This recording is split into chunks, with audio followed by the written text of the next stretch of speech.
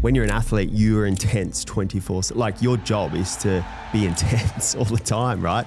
You don't become a full-time athlete by not being intense. And that's why the average age span, you're cooked at like 30, right? Not many people, there's a very, very small amount that play past 30 years old because you're just so intense, always intense. You know, I'm in my early 30s now, and now I've realized it's consistency over intensity. I believe business is actually an energy game. He's like, Matty, what are you working on this year? Like, what's your biggest goal? And I said to prioritize my sleep. If my sleep improves, mate, everything else will be a byproduct of that. What's something that you've removed from your life that you wish you'd like deleted a lot earlier? I would say deleting the need to say yes. You nearly feel guilty for saying no to things, but do you genuinely want to do that? As I've become more and more successful, everyone wants more and more of your time, and you just can't. You cannot. Why in business can't you take fucking 2 days off to like recharge your fucking brain that's on 24 hours a day? Like, makes a lot of sense. If you can't have Sundays off for it, like I tried never work Sundays, right? Like if there's something to be done, I'll do it if I feel like it. But at the end of the day, if you can't take 1 or 2 days off during the week, and definitely 1 to 2 fully uninterrupted in a quarter, you got a process problem. Welcome, brother. Good to be here. You've built a life most people dream of. I'd say a lot of people would dream of, like ex-professional athlete, current successful entrepreneur, first time founder, right? First time, yeah. Yeah, and most first-time founders don't get it right, even second-time founders.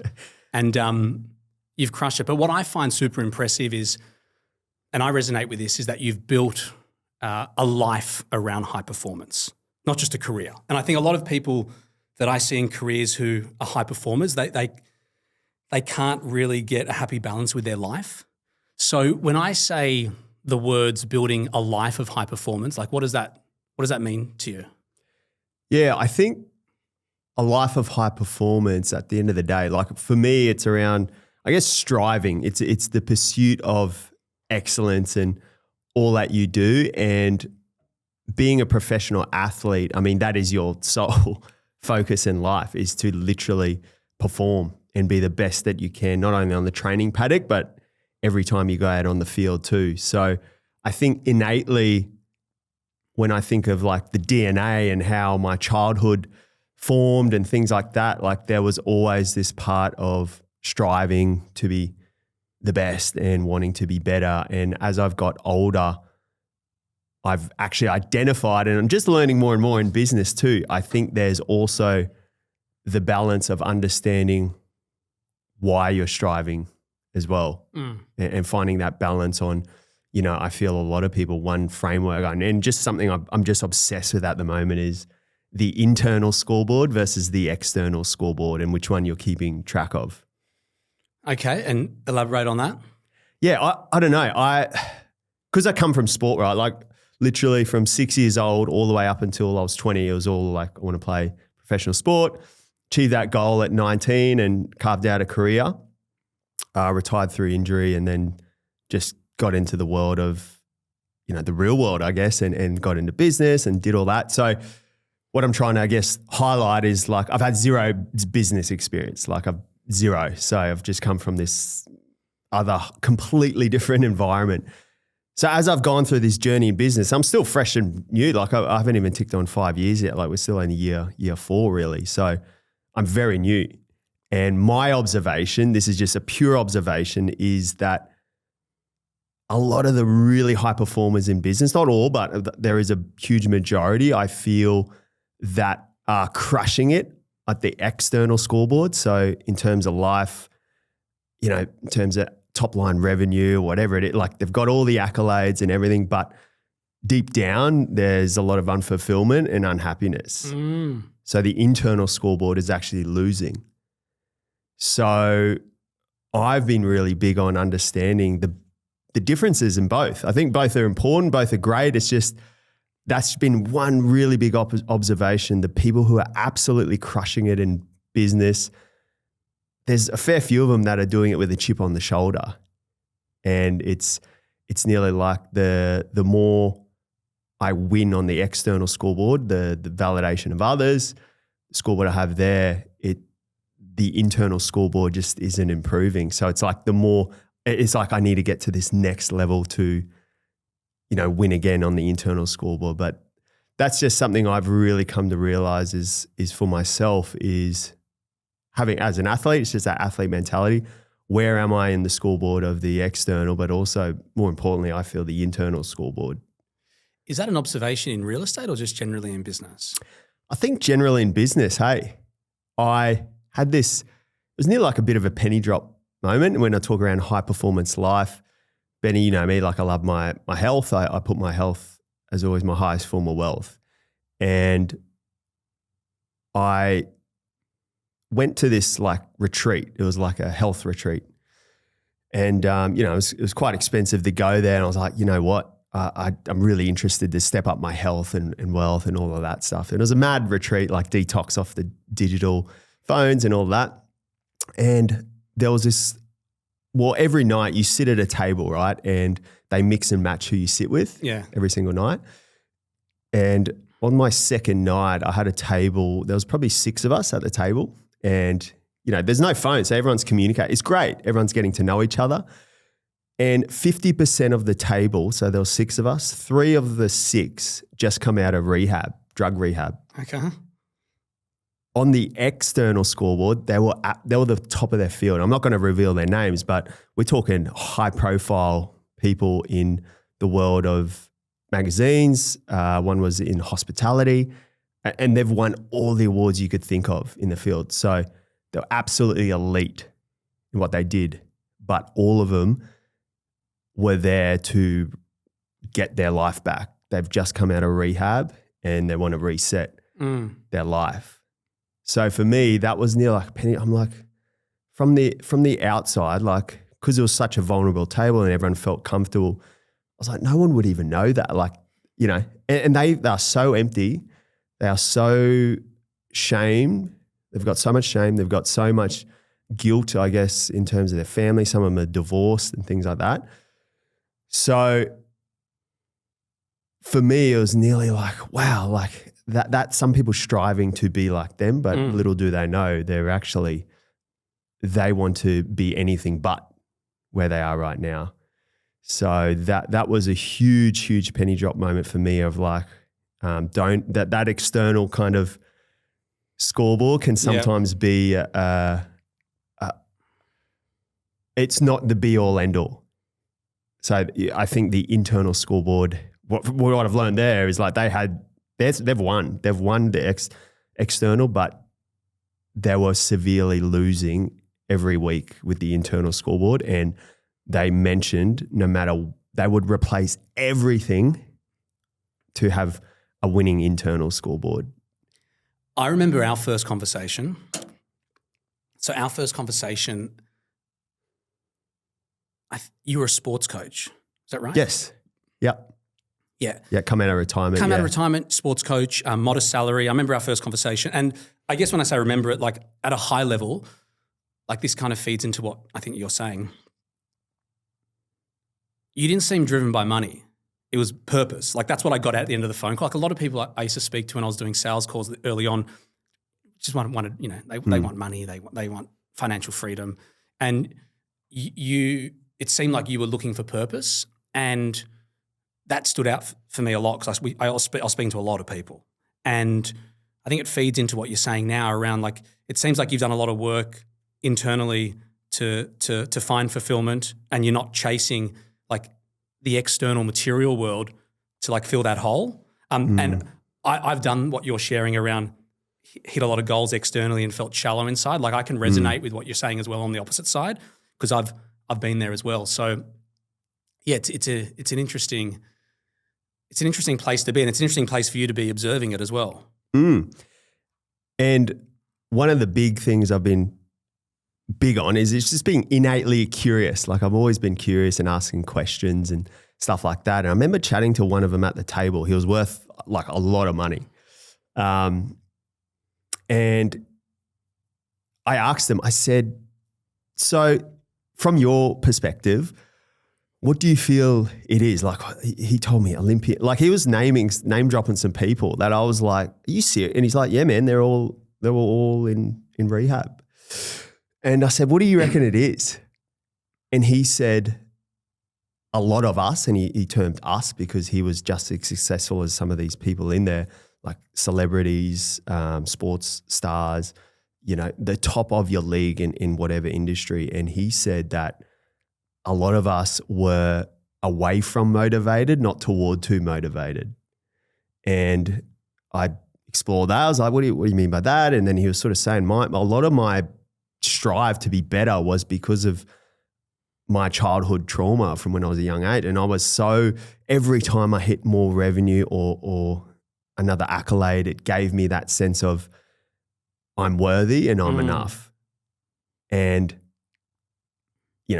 the thing though is those sorts of things aren't it's just like a quick dopamine hit then, right? And then you got more and more. So it's nearly like that's the fuel continually going harder and harder and striving for more and more, which again isn't always a bad thing, because sometimes you need fuel to accelerate your goals in business. But at the end of the day, that's why I'm so curious around when is enough as well? And for these people, this is what he was saying to me, is enough came when I had to check myself in the rehab because of the amount of drugs and substance abuse I was doing to fill this void. You know what I mean? So it's just so interesting that from the outside, the word success, and it's like you got everything there, but everything on the inside is broken and losing. So as you said, Benny, for me, it's been coming from the world of sport.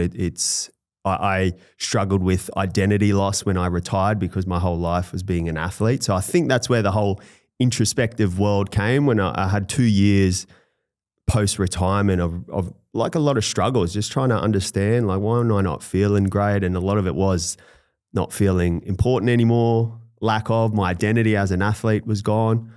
So that's my biggest, I guess, tattoo I try to put in my brain is what you do, whether that's business or being an athlete, that's what you do. It's not who you are. I've tried to live by that.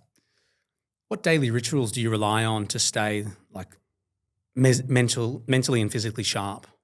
I mean, I'm huge again from the sport world, routines, everything, right?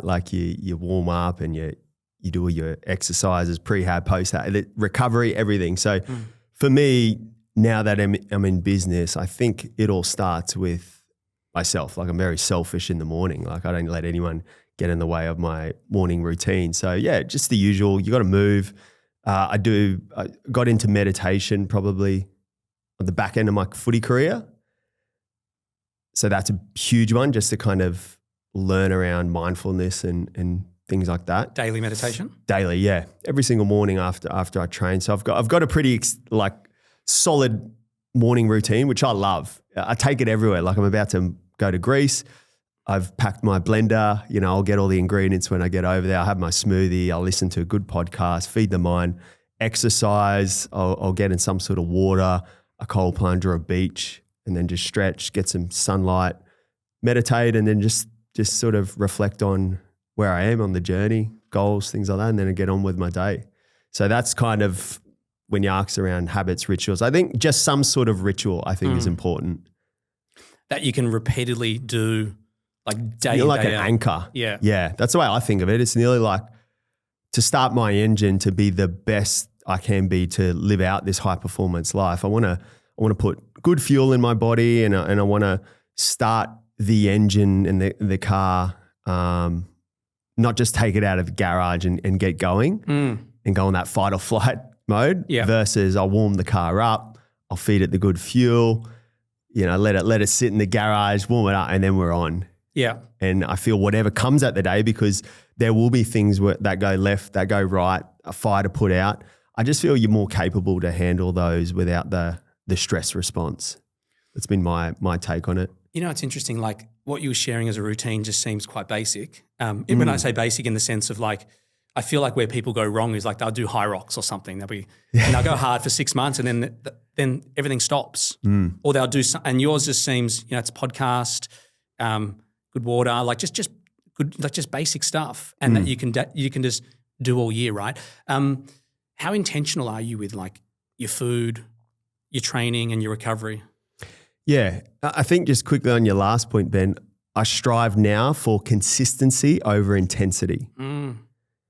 When you're an athlete, you are intense 24/7. Like your job is to be intense all the time, right? You don't become a full-time athlete by not being intense. And that's why the average age span, you're cooked at like 30, right? Not many people, there's a very, very small amount that play past 30 years old. It's because you're just so intense, always intense.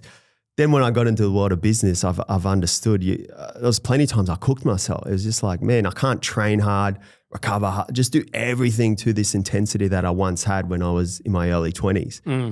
You know, I'm in my early 30s now, and now I've realized it's consistency over intensity. If I want to play this game, the sport of business, I reckon I got to be consistent, not always intense. And then that leads into, I guess, your next question around like the intention around like health protocols and again, striving for performance, striving to be better. I went to health retreats, just understanding like what I'm eating, the fuel sources, where they're all coming from. I believe business is actually an energy game. In what way? Well, put it this way, like I always think of the times where I'm least motivated. It's when I've got no energy, or I might be sick with the flu, or I'm just cooked. I'm just burnt out. The motivation to actually provide more impact in the world and be better and be a better leader within the business, mate, I'm running at a 2 out of 10, like just because the energy's not there, the motivation's not there. So I've actually realized if I prioritize my energy, I feel like everything else just becomes easier. So I've kind of put that as my first pillar.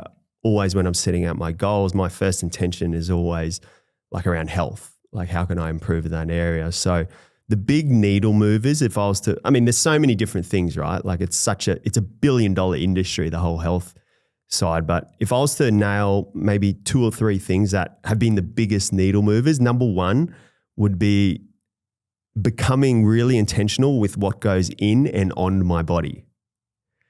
So when you actually read the labels and understand what kind of things are inside of foods and, you know, the preservatives, just a really basic one was anything with like the weird numbers or words you can't understand. Just like it's a no. You should probably put that as a no. I don't know. That's a huge one. I've got an app on my phone called, I think it's called Yuki or Yuka. Oh, the little carrot. Yeah, and I zap everything. I've heard that's, yes. It's the best. I've only just downloaded it, yeah. So that just, things like that, just understanding what goes in and on my body. And again, like even skincare and stuff like there's preservatives and chemicals in a lot of things out there. So if that's going to improve a 1%, like I'm willing to do that with my health. So being mindful what goes in and on. I think number 2 is taking sleep seriously. I remember a guy by the name of John O'Bell. He's a good lad. I'm sure you'll get him on the show at some stage, but he's a weapon entrepreneur, and we always chew the fat. And he called me the start of this year, and he's such a driven dude. That's why I love chatting to him. He's like, Matty, what are you working on this year? Like, what's your biggest goal? And I said to prioritize my sleep. Improve my sleep metrics. So good. Yeah, and I was serious too. Like I believe, mate, if my sleep improves, mate, everything else will be a byproduct of that. So I looked at my room now is tech free. I've got rid of my TV. I got rid of everything in there. I charge my phone in another room now. I invested in things like a Hatch alarm, which is great. You know, I'm wearing my Oura ring and trying to understand the sleep and the relationship between sleep and energy. That's been a huge one. Have you got 8 sleep? I'm hard looking into it. I had a chat with someone last week and he was like, game changer. I've heard that a lot. Yeah. Do you wear deodorant? Natural deodorant, yeah. Yeah, natural deodorant. Which again, I learned at Gwingana, one of the retreats I did as well. Just around, just chemicals and all sorts of things and stuff like that too. It's wild. Yeah. I found out about that shit a while ago, years ago, and I actually haven't worn deodorant since. Yeah, true. I don't wear deodorant just because I know there's natural ones, but I haven't worn deodorant for like maybe 6 years. There you go. I don't wear undies either. Yeah. For that reason as well. Like, I know you can buy good, Yeah. like, I just started doing research and going like, holy fuck, like we're poisoning ourselves. Yeah. Yeah. Well, it's unless you're willing to look into that stuff, right? It's just 100%. kind of, yeah. So I think that's been a big one. Just what goes in and on my body. Sleep is a huge one. And then the biggest one of all, Ben, I think is understanding or being mindful of your emotional regulation. Okay. One thing I'm really proud of is, a lot of people say like, I've been quite calm and in chaos sometimes in business and things like that. Like there's always things going wrong, but I've actually understood it. I remember listening to Simon Beard, the founder of Culture Kings, and he was talking around emotional regulation and things like that. And I became really curious around the behaviors of top performers. And it was the same with that I noticed in sport. It was some of these performers, like it doesn't matter what chaos is going on, they're very calm. And I think that's a practice. I think that comes with, meditation, learning about the breath. What are you feeding your mind to? Like, are you feeding it a lot of like bad news and media articles? And so just becoming a bit more mindful around those things. And those three have just been huge needle movers in terms of intentional about health and wellness. You don't drink coffee, do you? I'll have a drop before I train in my smoothie. Yeah, like one little teaspoon, a bit of caffeine to give me that kick. But I won't have it during the day. I don't know. I feel like when I have coffee, I need to move. I need to train. We had a conversation a few weeks ago, and you said that you have someone preparing your meals, like a chef. Is that right? Yeah. So that seems to be a big needle mover as well. Yeah. Well, one of my favorite topics I always talk around is again energy, right? Mm. There's your physical energy, but then there's your mental energy too. And I, again, just became obsessed with high performers. I've noticed that a lot of them are really mindful with what they do with their time. So I've done an exercise that I love, and I've said this to a lot of people when I've done speaking engagements, is just simple like green light, red light activity. And it's essentially auditing your time over, say, a week, in 15, 30-minute increments, whatever it may be. Just record it for what a typical week may look like. After you've done that sort of audit, grab a green highlighter and a red highlighter.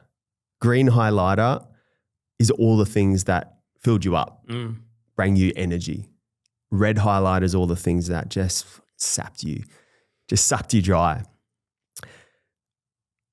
I've identified, not in myself, but a lot of people in business and just general life are doing a lot of things they don't actually enjoy and don't fill them up. So for me, I looked at that. For me, it was a lot of like admin, house chores, things like that. So why I just flipped the switch. Like I was really big on outsourcing people in business because that's what I learned. You got to let go to grow. Why couldn't I do that in my personal? Why couldn't I translate that exact philosophy into my personal life? So, I've got a house manager now, and she cooks, cleans, like does all the stuff that I don't necessarily enjoy. Ironing just saps me dry. Yeah, fuck that. The dishes, it just kind of everything associated with that.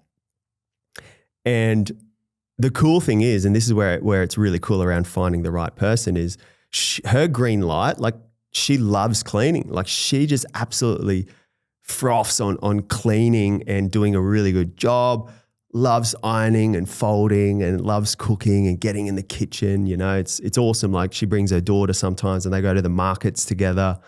And, so she's like, how lucky am I? I'm getting paid to do all these things I love. How lucky am I that I've got someone to do all those things while I can do the other things? So people won't invest into their time and energy. For anyone listening to this who kind of wants to kind of execute on that and outsource, cleaning, food, how did you go about finding this person? Yeah, again, like I love systems and processes. Like anything in life, I created a system and process, like a playbook. Okay. And I looked at that. So for example, I did the audit for the house. There was lots of things I didn't enjoy, like that was just sapping me. Like you'd work so hard during the week and then, half of my Sunday is taken up on like meal prep and because again, I want to invest into my time and energy. So that's a lot of work. So you got to invest into the shopping, the food, going to the right markets and all those sorts of things. So I did that first, and then I did the audit on and I'm like, man, in my spare time, I'm doing a lot of red light energy. So that was number one. Number two was then I created systems and processes. So I filmed everything that I didn't enjoy.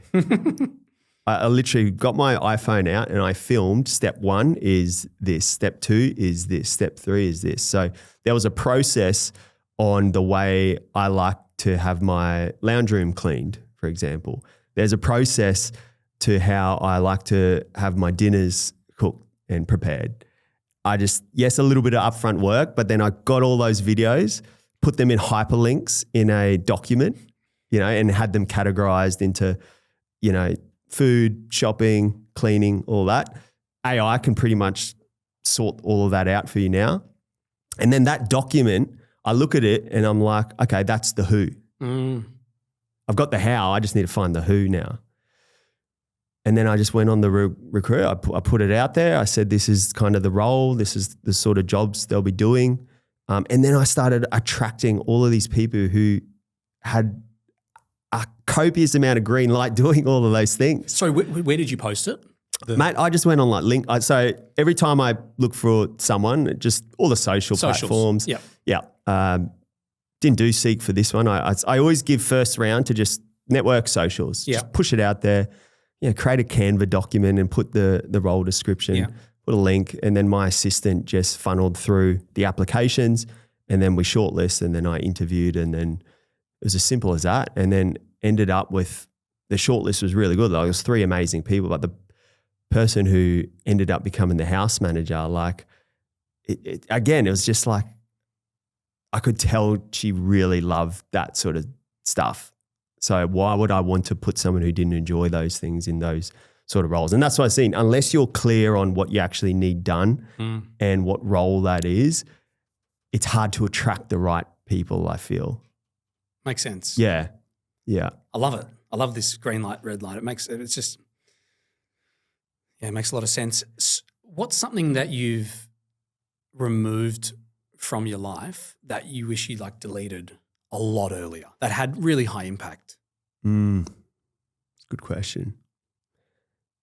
Deleted. I would say probably deleting the need to say yes. Nice. Yep. Being a self-confessed people pleaser, as a lot of people are. You nearly feel guilty for saying no to things, but do you genuinely want to do that? One thing I respect around you, Ben, I can tell, I don't know, since from afar, you're pretty ruthless with your time, which I respect everyone like that, because as I've become more and more successful, everyone wants more and more of your time. That's right. And you just can't. You cannot. So to all the self-proclaimed people pleasers out there, like I am, and I'm still working on it. There is no one's time is more important than your own. So if you can't value your own time, how are you meant to understand how other people value your time? You nearly have this resentment towards other people, but you're the one setting the standard that you're available 24/7, and then your time is not worth anything. So I think removing the expectation to say yes to things that you don't actually want to do. And that includes even social gatherings and just when you actually think, will I get joy out of it? And the crazy thing is that sometimes all it is you don't want to let someone down by saying no. But at the end of the day, if you it's how you approach it and how you apply it. And if, for example, I've been trying to get better at it, but it's as simple as, I used to beat around the bush I've got this, I'm so sorry, apologizing. There's no need to apologize. It's all good. Yeah. At the end of the day, whatever it may be, it's, that sounds like an awesome, just say you asked me for something and I truly didn't want to do it. I was like, no, that's going to bring me red light. Not keen. I'd rather do something else. Ben, mate, appreciate the invite. That sounds unreal. Can't make it this time around, but man, I'm sure it's going to be an epic event. Mm. You know, and it doesn't have to be like you're this cutthroat no man. Yeah, you handle it. Like I just think in a well-mannered way. In a well-mannered way, and it happens to like that's what I mean. When you actually value your time, I see it in other people. I'm like, man, I respect. I love that when people are ruthless with their time because they're, I guess, understanding what their time is worth to themselves. Mm. I had a breakfast, and I respect what you're saying. It's good awareness piece that you.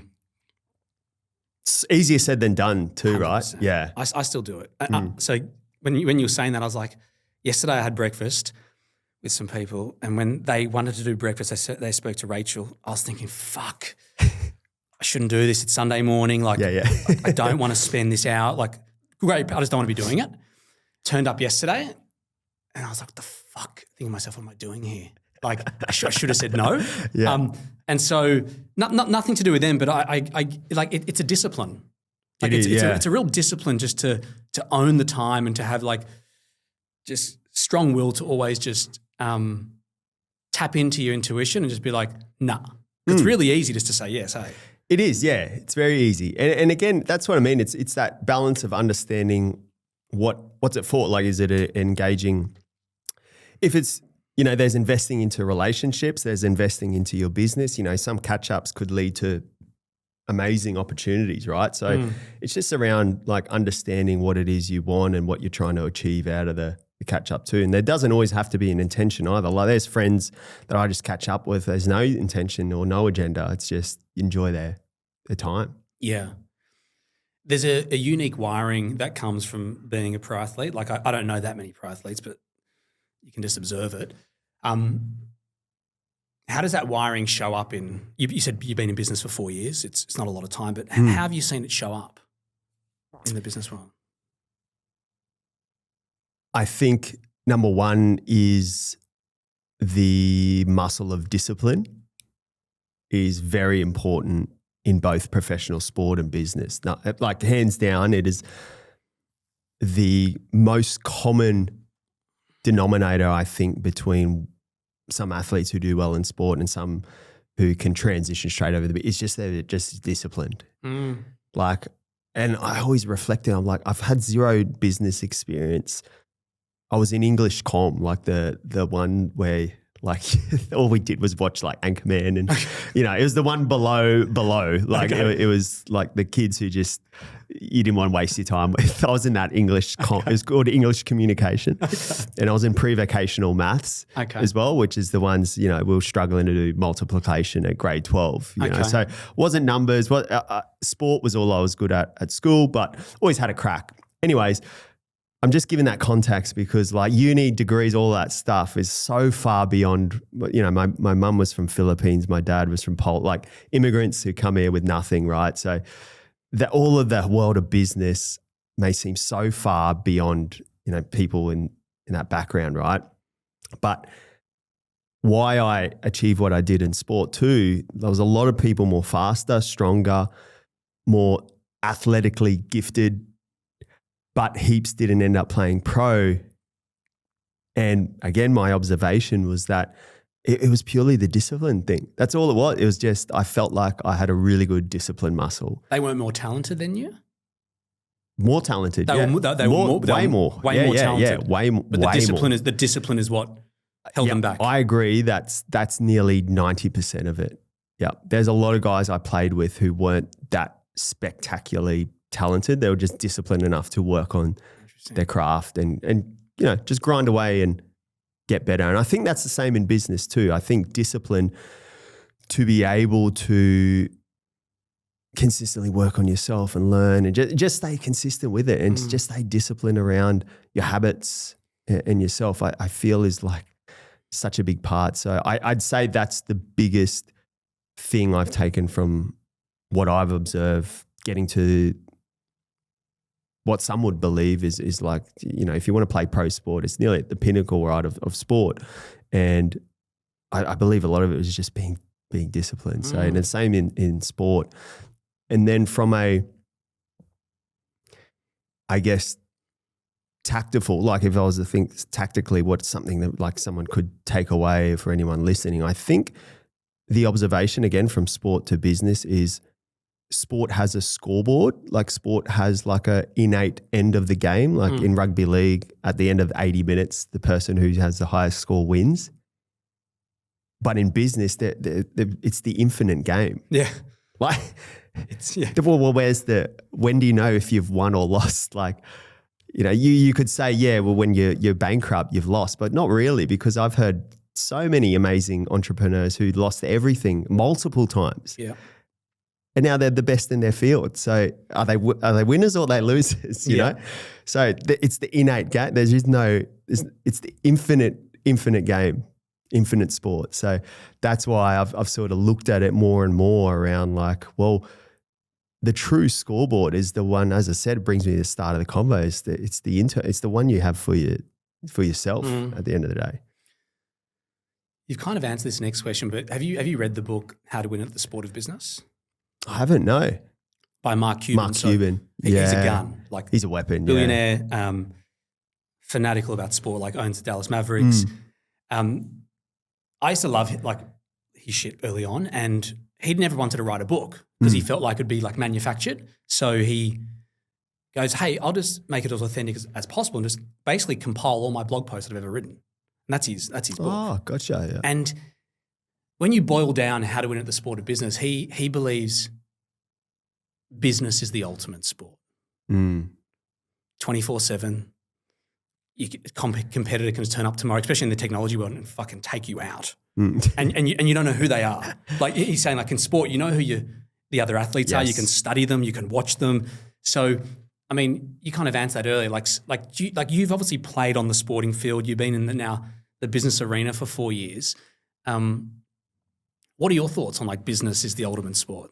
It is. Well, I agree with that 100%. That's the thing. It's the ultimate sport, but there's no score. It's the infinite game too. Yeah. It's the ultimate sport. The thing with business too, I feel it is the ultimate sport to truly understand who you are as well. Like I think it's the best self-development tool in the world. Totally agree. If you want a self-development course, start a business.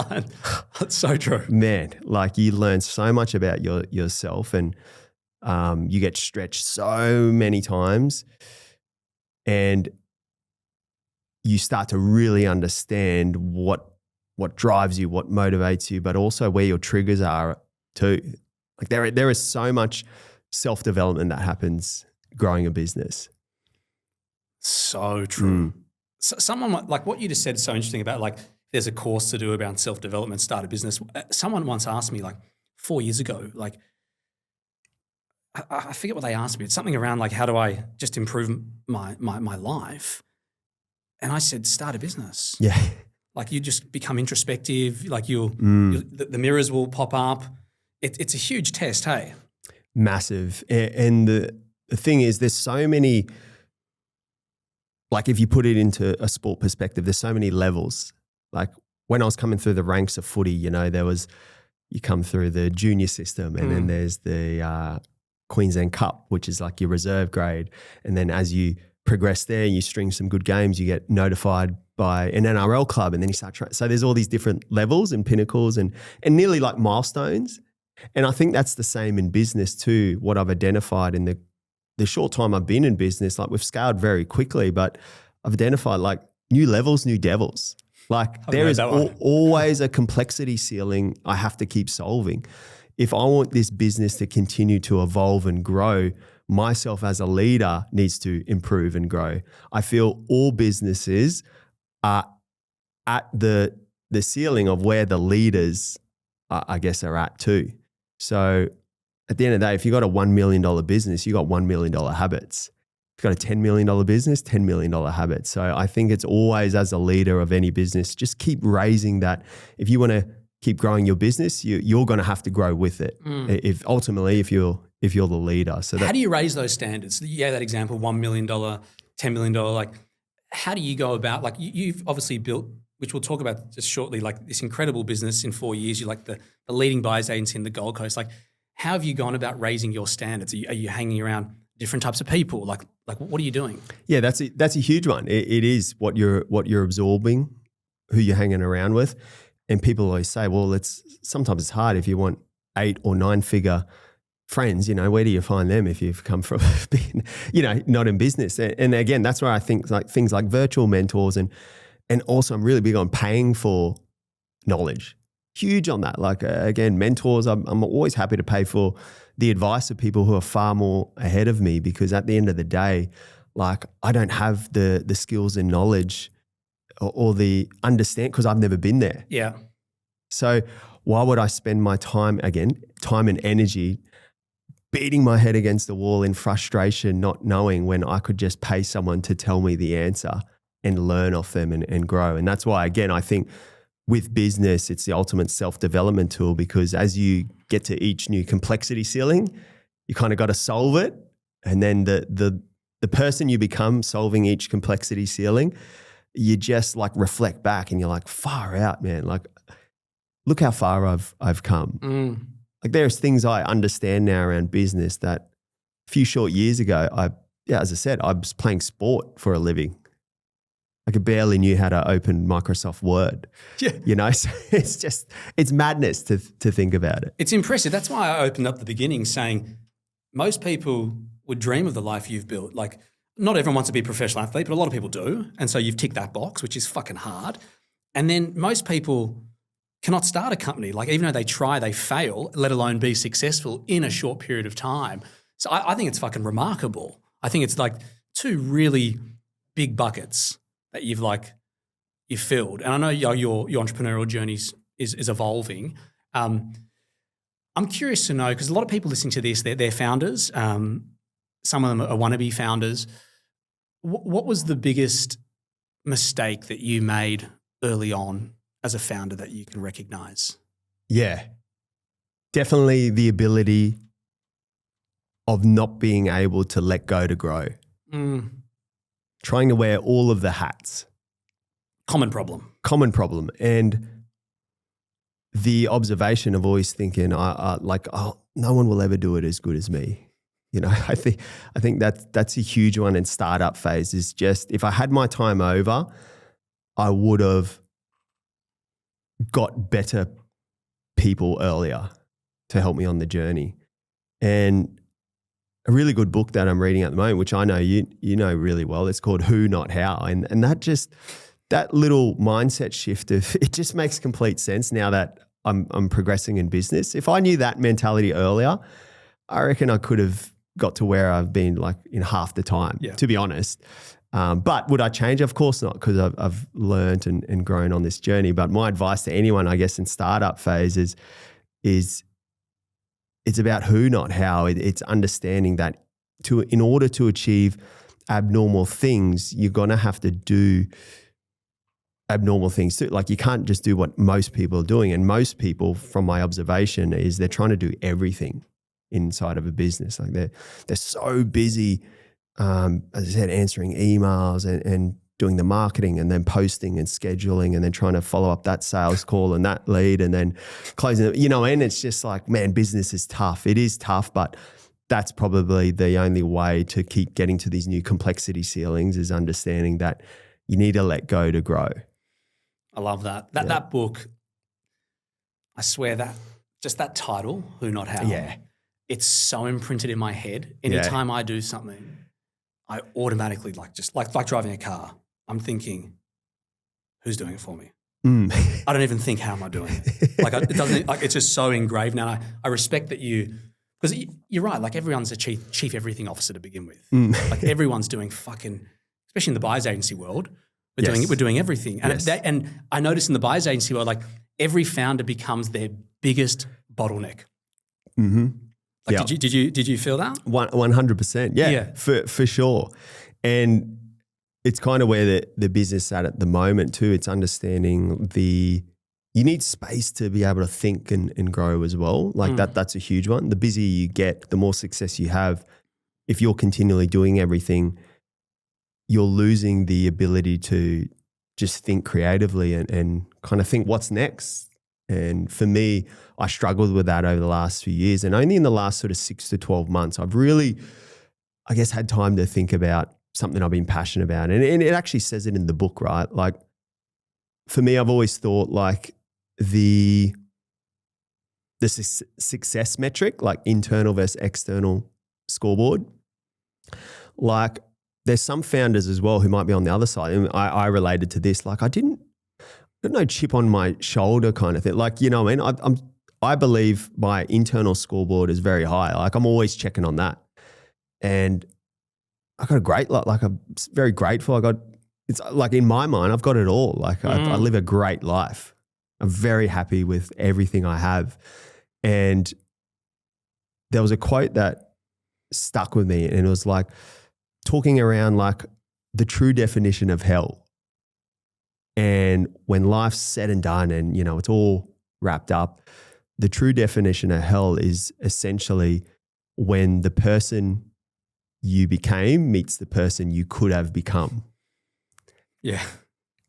And that sort of made me stop in my track. That was like one of them quotes. And I'm like, oh, maybe that's my chip on my shoulder. Like, it's like, I'm so happy with where everything's at. Like, why do I need to keep growing and scaling? But like, I know I'm capable, like, I believe I'm capable of a 8, 9, 10 figure business if I really want to set my mind to it. So why not? Like, why not have a crack? And I think that for me was the introspect I need to like, all right, I'm going away to Greece, and when I get back, I really want to give it a crack. And the reason is I think my potential as a person in terms of business and the sport of business, it's just like, I feel like I'm a player on the business field, and I'm cruising and I'm loving it. But like, I reckon I could do more, 100%. Do you think there's any ego creeping in there? It could be. I've studied it a lot for myself. It could be a little bit of ego, but I think a lot of it, to be honest, is the exploration of what's possible as well. I think I always attached scaling to more stress, being harder. Hard work is a prerequisite to just be successful in anything, right? True. I believe the external, like, I don't really care around the external. I believe internal scoreboard is strong. Like, so I've really got nothing to lose. And I'm doing it for the fact of, I want to just see what is possible with myself. Just from the pure fact of like, I've understood that the journey is where all the growth is at. Well, you said earlier on about, from a young age, striving for excellence. Like you said the word, chasing excellence. And I feel like that's what you're doing now. Like, you're like, hey, I'm content inside and I just want to chase excellence and just see where it goes, right? And I think that is the ultimate at the end of the day. And if it's someone listening too, it's, again, I'm just so passionate about it. The strive for more to improve the external scoreboard to make you feel worthy and whole, I think is a dangerous place.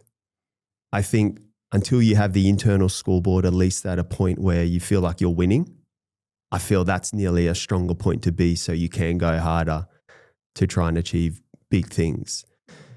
Because again, when I look back at the seats I had at the health retreat with some of these billionaires and millionaires, it just really solidified in my head that no money, no top line revenue, no net profit is ever going to fill a solid void inside if you can't fill it yourself first. Like, if you truly can't, if you don't believe you truly deserve it, I just think you're always going to be wanting more and more. I really believe in life, we get what we want.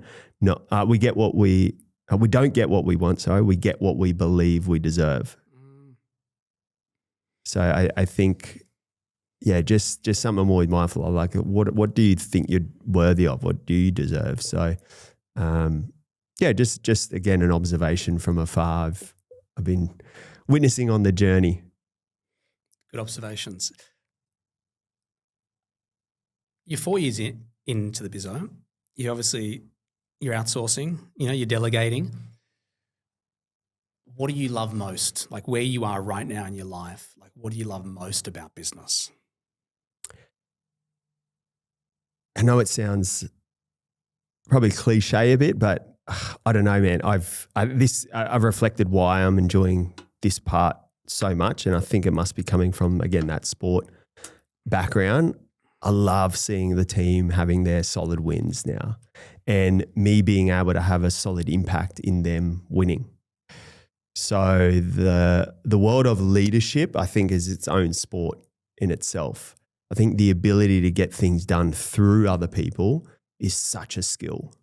So some of the best entrepreneurs I've observed are just really good leaders. They empower people within. They are not always trying to win for themselves and put themselves on a pedestal and have, the staff mentality. I believe we're a team. Everyone is a team, and our business and the people within it, like they're important to me. And I want to make sure that when they step foot into my team, that they're going to be the best that they can be. They can reach their potential within, and that's ultimately what's been fueling me too. Is like, again, not that income piece, it's more the impact piece. And again, just a byproduct I've really, really noticed too, the more impact you create, the more income you earn. So I've been really big on trying to impact the people within. And yeah, it's just sick seeing some of our team make some of the most income they've ever made. And then I'm always big on what is that income actually driving though? One of our team went to Japan. She's had it on her goal for ages. One of our team who was with us early secured his first property and things like that. And, some are doing some amazing work outside of the business. It's just a lot of things where it's like, man, I can greatly impact some of these people within the business. So that's probably been the funnest part on the journey. When you hear the word leadership, like what comes to mind? Yeah, probably that, as I said before, the ability to get things done efficiently and effectively through other people. Easier said than done, yeah, for sure. But my observation of a good leader is someone that, again, is willing to not only invest in others to grow them, but is always willing to invest in themselves to ensure that they're continually growing. Because at the end of the day, if build the people will build the business. Yeah. At the end of the day, so I think, my observation of good leaders, they've got that mentality, and then the cherry on top, as I said, what I learned from Simon Beard when I heard him talk as well is like someone who can do all of that in a somewhat calm nature. You can't motivate anyone to do anything out of fight or flight. That's a huge skill. Just calm as a cucumber. Mate, it is a very tough skill. Yeah. And that's what I mean. It is just like some of these athletes, you see them, some of their short game, longer, like they throw a 40-meter cutout at speed. It's just like you don't know how much that player has worked on that skill behind the scenes. So some of these leaders I've looked up to, like they do speaking courses, like to learn how to talk. Yeah. And they know how to play with their tone and pauses. And then, they're doing meditation, they're doing retreats so they can work on themselves mentally, physically, emotionally. So it's, again, it's the ultimate sport. I'm just rewinding back. You said earlier about like having free time in the diary, like to be creative, to think. Have you seen like Jeff Weiner from LinkedIn, when he was the CEO of LinkedIn, he did a post about and he was managing I don't know, it could have been 10,000. There was 10,000 employees, I think. Crazy. He was super big on empty diary, quite an empty diary to think. So his diary was typically not full, just so he could like you were saying, essentially just creatively think, strategically look at things differently, just have space. Because it is so easy just to stack the diary, right? And as you were saying earlier about yes to everything, it's so easy to just go, yep. But it's like a discipline to be saying no and just having a bit of an empty diary.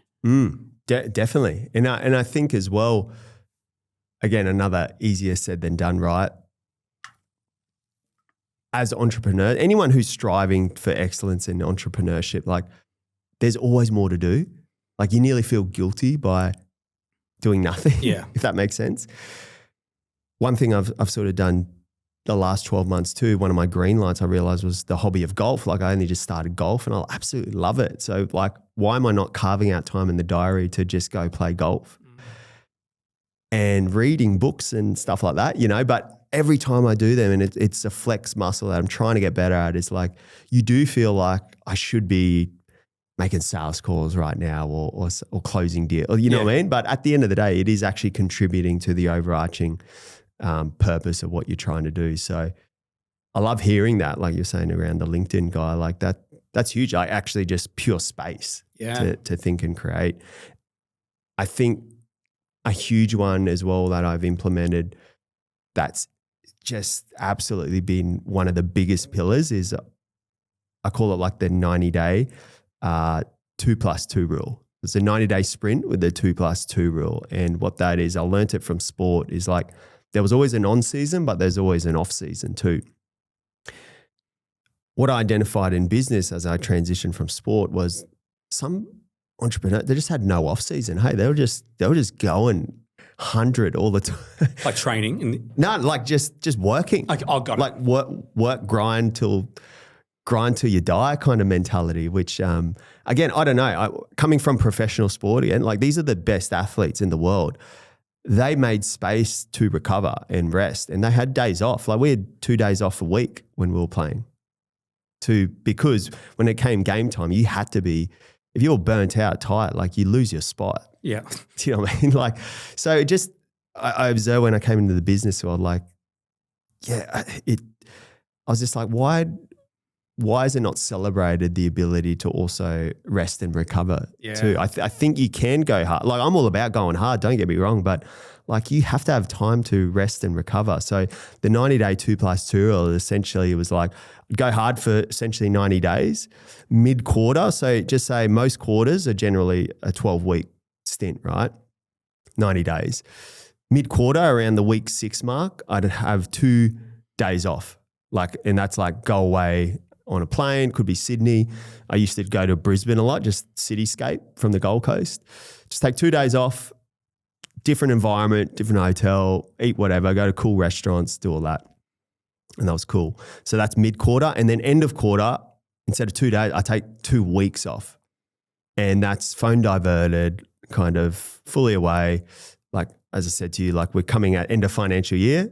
Same time every year I go overseas. Like I'm about to head to Greece, 2.5 weeks.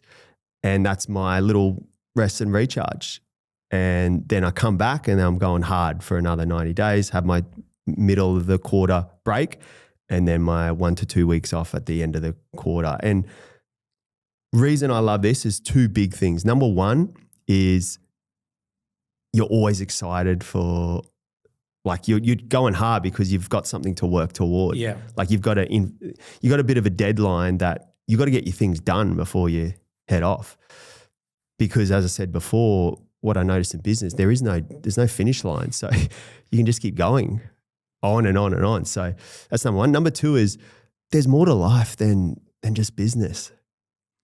Like True. There's so many destinations in the world that I've visited that were like amazing. There's so many experiences I've had with my nephews and my family. Like it's just the best thing ever. And the penny drop for me was after every year, I look back at sort of the year that I had and I reflect and I label all the things I want to bring more of into next year that really lit me up and I loved.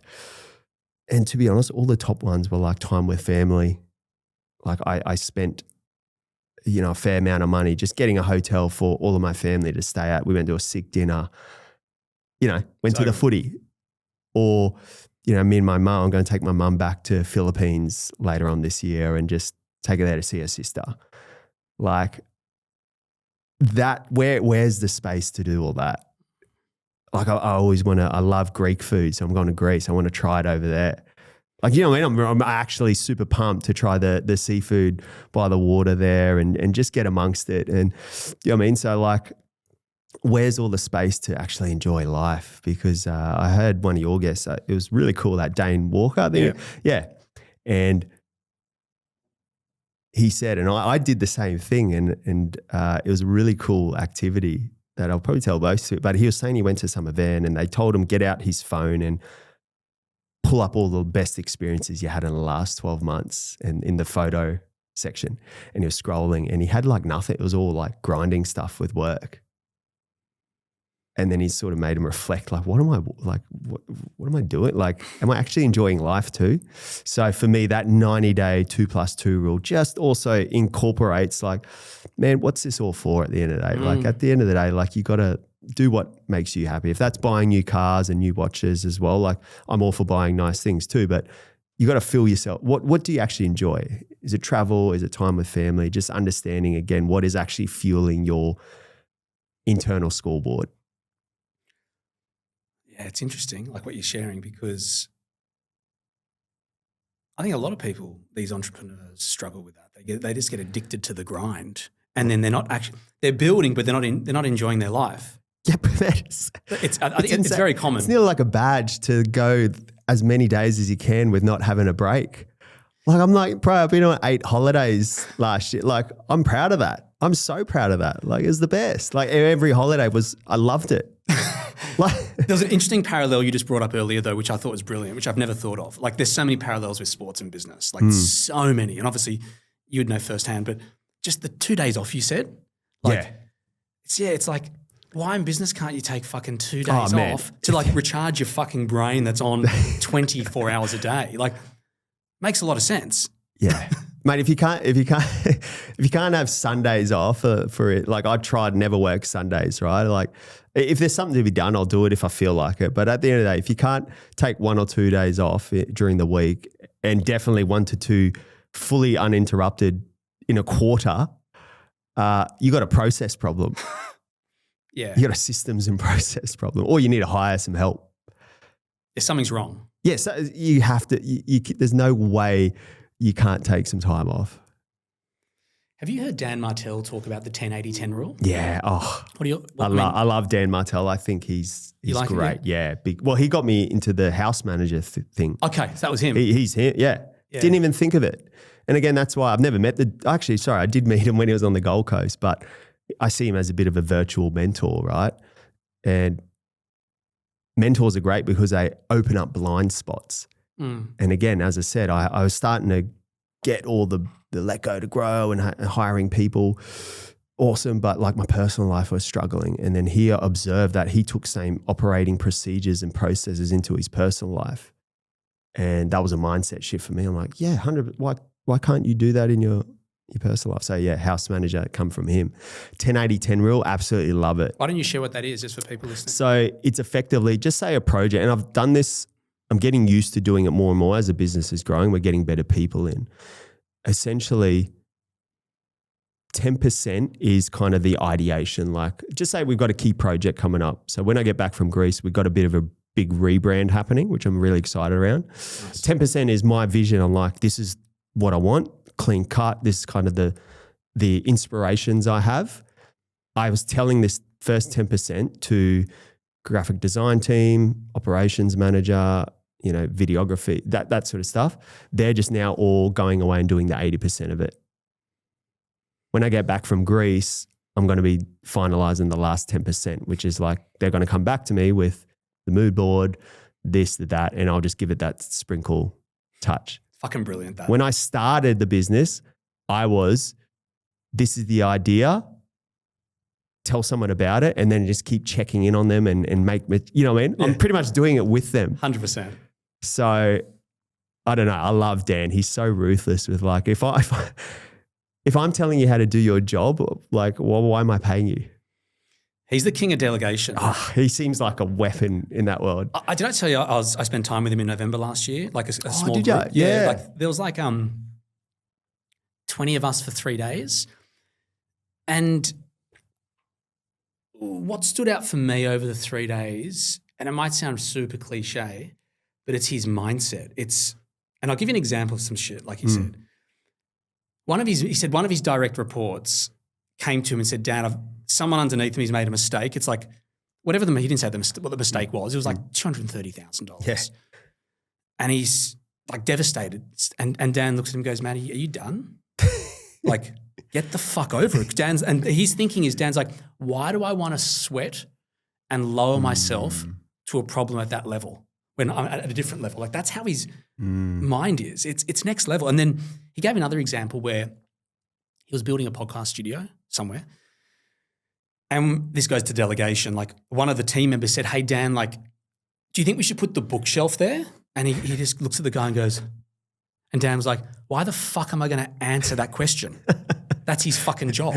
Yes. And there was just basic things that he shared. And I was like, this guy's mindset is elite. Like it's at a different level. It's operating at a very different level. And so like that was my big takeaway around spending time with him. But I hadn't heard of that 10-80-10 until there. Yeah. And I was like, this is brilliant. It's brilliant. Yeah. Brilliant. He's got one other framework that me and operations manager have been using a lot with the team, and it's the 1-3-1 rule. So it's essentially on a micro scale of like, you know, when people bring up a problem. So for example, my role is transitioning now where I'm becoming a bit of a leader to the buyer's agent. So I'm doing more just strategy, but they're carrying out the fulfillment of the work. And I've got a lot of IP in that space. I feel like I've scaled my own property portfolio since I was young. Like property is my jam, but at the end of the day, as I said, I can't keep my hands over it all the time. I want these people to go and learn and grow. So during this phase, you know, you bring people on and they come to you with problems. So Matt, I don't know what to do with X. Most people, and myself included, what I'd always do is I'd tell them the answer and then they'd go and do it. So Dan calls that the tell, check, next mentality. So you tell someone what to do, you check that they got it done, and then you give them the next task, essentially. I love it. Yeah. 1-3-1 rule is been a game changer. They'll come to me, Matt, I'm not sure XYZ. I say 1-3-1. So 1 is clearly identify what the problem is. So Matt, I'm having trouble, you know, relaying a message to a client because they're not seeing value in XYZ. I say, cool. All right. What's 3 possible solutions? So they have to now problem solve. Get them to think think for themselves. Oh, well, this. And it's awesome because they start training the mind. They actually, whether it's right or wrong, they're actually using their mind now. Cool. They get 3 possible solutions. Say, I say, I love that. That's really well thought out. What's the one next step we could take here? You know, I love and it. then and again, So the cool thing is because the first one is they're just getting better at clearly identifying problems. So they're not wasting your time waffling about who knows what, just super clear. The 3 gives you an option as well to give them the brain power to think on problem solving. And then the 1 still allows you the ability to, if you see like them going horribly wrong, you can then jump in. So it's the 1-3-1 rule. So if someone generally comes to me now, I'll give them the 1-3-1 and then we work on it together. And then I say, cool. 80 to 90% of the time, they've actually got the answer. Yeah. It's just as leaders, sometimes we take the opportunity away from them to solve it themselves. So I've found that being mind-bogglingly changing to my leadership because they actually grow quicker. Crazy. I'm like, wow, like I could apply this in so many different fields now. So I'm teaching our operations team now to, if people come to them with a problem, like let them, don't go, like try and let them solve it. And it empowers them too, that you're giving them the confidence to solve it too. So the 1-3-1 rule is great because at the end of the day, my mentality around leadership and all of that thing now with people who are self-developing is it's okay to tread water. It's all good to tread water. If you drown, I'll jump in and I will save you, but you'll be sweet. Like tread water. Like when you're a kid, right? You go to those swimming classes and they just drop you and you tread water and then all of a sudden you're stroking. So unless you give someone the ability to tread water, they'll never be able to swim on their own. I agree. I think the role of a founder, like CEO, is your team solves all the problems, or nearly all the problems that they just cannot solve. That's where we come in with the extinguisher and we're just like, we're putting this bad boy out. I love that. We're going to finish on that note. Brilliant conversation. Really enjoyed it. Thank you. No, thanks for having me, Ben. Appreciate it. Cheers.